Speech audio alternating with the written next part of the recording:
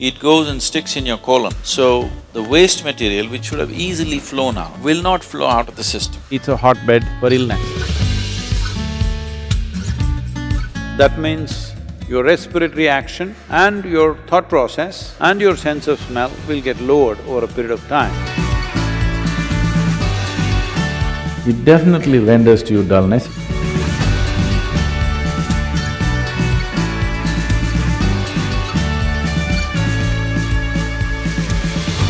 If you eat too much of tuberous material like potatoes and other tuberous substances, you will generate gas which is below the navel.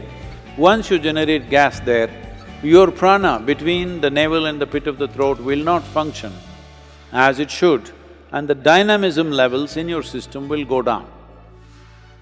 Among the vegetables, things like radish, this is one of the few things which grow underground and still positive. Carrot, radish, all the other tuberous material like potatoes and potato family are zero pranic, but they cause what is called the stamas. Stamas means it brings a certain inertia into you. We generally advise students and meditators not to eat potatoes and its family because they increase the sleep quota. Both for the student who's studying and for the meditator, the biggest enemy is the sleep, If you close your eyes and sit, if you open the textbook is a great tranquilizer, isn't it? And on top of it, if you're on a potato diet, you'll fall asleep instantly.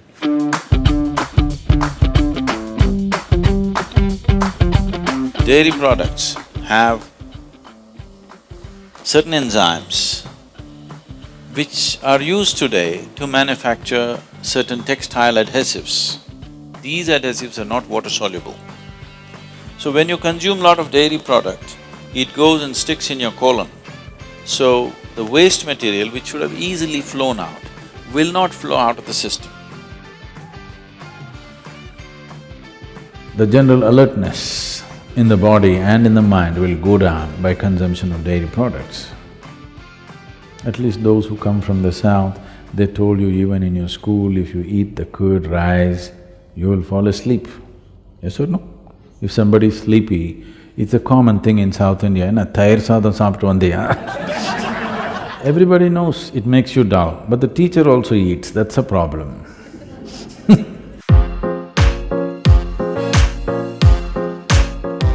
It is an established fact medically that in your present system, if you eat raw meat, it would take anywhere between 70 to 72 hours to pass through the system. If you eat cooked meat, it would take 50 to 54 hours to pass through the system. If you eat cooked vegetarian meals, it will take 24 to 30 hours to pass through the system. If you eat an uncooked vegetable, it will take 12 to 15 hours to pass through the system. If you eat a fruit, it will take 1.5 to 3 hours to pass through the system. Why is it taking so much time? Because essentially the alimentary canal in a human being is about 24 to 36 feet long, this whole pipe that's going from lip to the anal outlet. In all the herbivorous animals, this is a feature that their alimentary canal is approximately 5 to 6 times the length of their body. In all the carnivores, it's only 2.5 to 3 times the length of their body.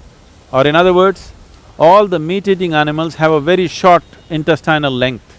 All the herbivores have a long intestinal length.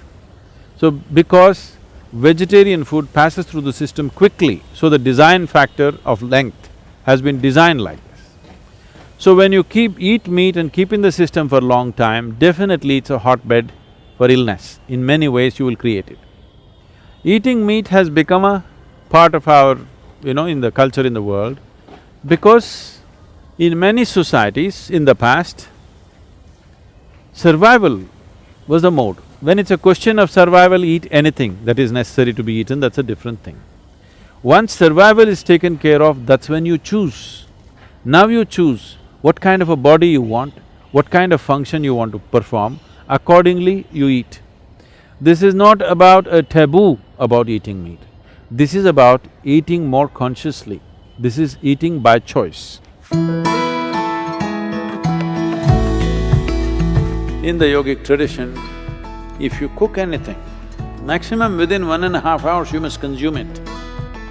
If there are certain types of items, up to 4 hours is okay. Beyond that, you don't touch. It doesn't matter how tasty it is, how nice it is, you don't touch anything because then you will develop gases in the system.